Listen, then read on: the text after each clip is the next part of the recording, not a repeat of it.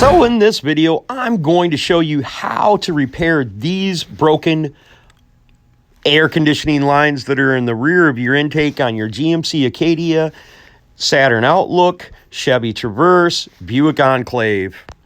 By making these simple block-offs, you're going to save a lot of money, save a lot of time, and a super expensive trip to the auto repair shop. Hey, what's up, folks?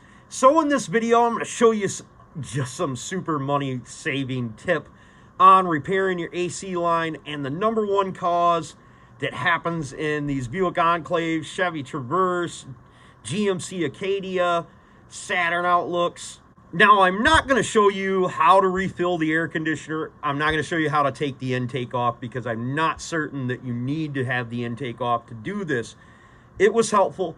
If you need a video on taking the intake off, look it up on YouTube where you're at right now. Or am I going to show you how to fill it? Nah, I think you folks can figure that stuff out. I really do. Hopefully you enjoy this video. So my name is Clay with the Clay Way here in Grand Rapids, Michigan. And if this video is helpful, please consider subscribing, clicking the notification, sharing my videos, and giving me them super thumbs up. If you've got a question for me, you can hit me up on Clay's AC and Auto Repair on Facebook Messenger. I don't collect any information, and my advice is always free. I will let you know if I don't know something. Remember, if anyone else can do it, I promise you, you can do it as well. If the video ends up being helpful, put on one of the sweet Clayway playlists while you're sleeping at nighttime, turning down that old volume and letting them suckers play from front to back. Let's get going with this repair. I think you're going to dig it. Okay, so on these GMC Acadia, Saturn Outlook, Chevy Traverse that have rear air conditioning, there's another situation that happens with them. One, there's a line that runs over here in the back of the engine. Now, it's easy to get to this line. It is honestly easy to remove the intake off of here. To give you an idea of how simple it is to take the intake off, it is held on by, if I remember correctly, 13 6mm bolts, one 10mm bolt, and 3 to 4 electrical connectors. And the thing comes right off. And you'll be able to see this. Of course, our engine is totally disassembled in this situation because the customer wanted this repaired. Well, if we pull back here, we see there's a hole that has been rubbed into it from this line right here. Now, there's a couple ways to fix this. We can replace the line, which I'll show you why we don't replace that line. So, if you look underneath the vehicle, you're going to find out that these rear AC lines run all the way from the engine, all the way down the frame rail, over the back tire, underneath the inner liner cover, and up into the evaporator in the rear here. Changing these lines is not only difficult, but extremely expensive as well. So this is the reason that we're going to actually block these off. Now, something to keep in mind, I do have videos showing you how to repair these lines, which are the coolant lines that travel back here to the heater core, but you could also block them off as well, similar to what I did in this situation, but probably a little bit cheaper because you could use a plug and some hose clamps on them. They don't have as great a pressure. But if you can imagine how difficult and how much money these lines cost, which from the dealership, they're pretty close to $500 or $600. You might as well go without rear AC. Or we can cap off the rear of the air conditioning. Now, there's a couple different ways to do this. They have fittings that are like this, and these are block-off caps. This one hose here is 5/8. This hose here is 3/8. That's going to be important to you, but they also make metric and standard, so taking a micrometer and measuring it out is probably appropriate. But from my understanding, they should be all the same from the 2008 to the 2016. So we're going to end up cutting off these brackets, and we are going to put on these fittings.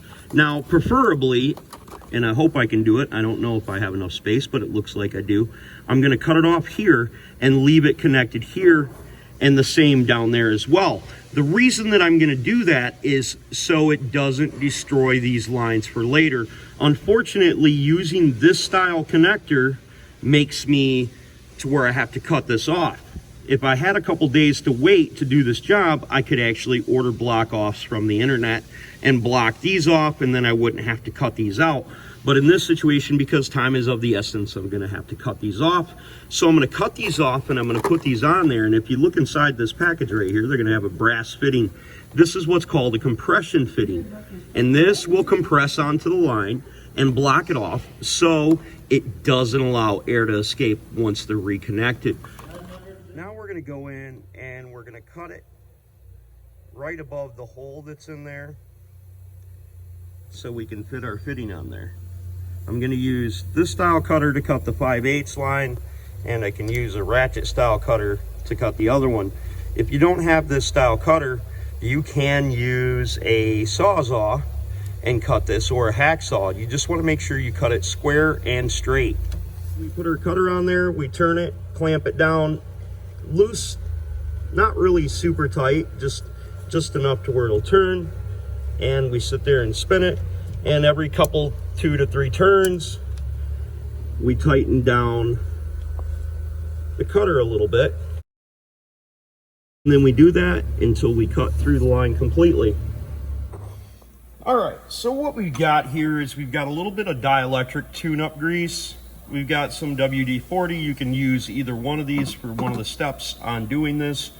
We've got our 3/8 line, we've got our 5/8 line, and we've got both of our couplers for doing the job. So what we're gonna do is we're gonna take this out of the package, and the intention is to be able to take the nut out, slide the fitting over here like this, put a little bit of dielectric on the washer here so it makes a nice seal. Put that on the inside and the outside, probably more so on the inside. So we slide our fitting up inside there, take the brass washer right here. If it does not fit on the line, we need to make sure that the line is cut square and that the edges are filed properly. If we've cut the line in properly to where it's got a curve in it, we need to cut off this little bit right about here and get rid of that. Now, once we've got that properly cleaned up and we're able to get it on there, we should be able to push our insert on there, and very little gap in there. So now that we've got this all ready to assemble, we take our nut, put it on there like that, take this crush washer, put it on here like this, take this, put it on there like that, then we insert this. Now when we tighten this up, you can use, a torque wrench if you want to, but the specifications call for it being 15 foot-pounds, no more than 18 foot-pounds to type it out, and we only want to see about 1 thread in here. So we're going to tighten this down correctly. The good thing is that we can retighten this down if we don't tighten it up enough. We don't want to over torque it, but we want to tighten it down.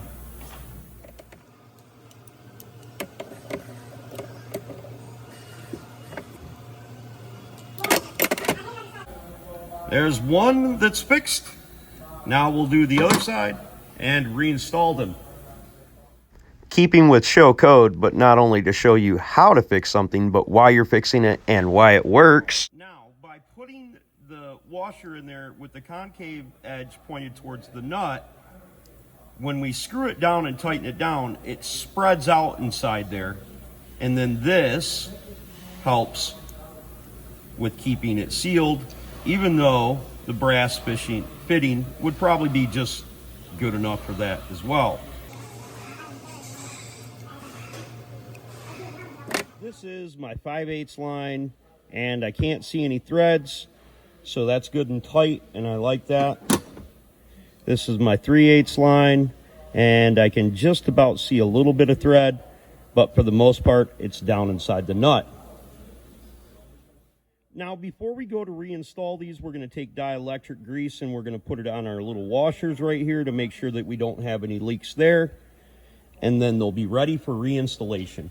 So now we got them installed, and we can just leave the old lines there. There's no need to really worry about them. I know this looks like it's up in there, but it's not. It's just pushed up against there. Make sure you tighten down your nuts.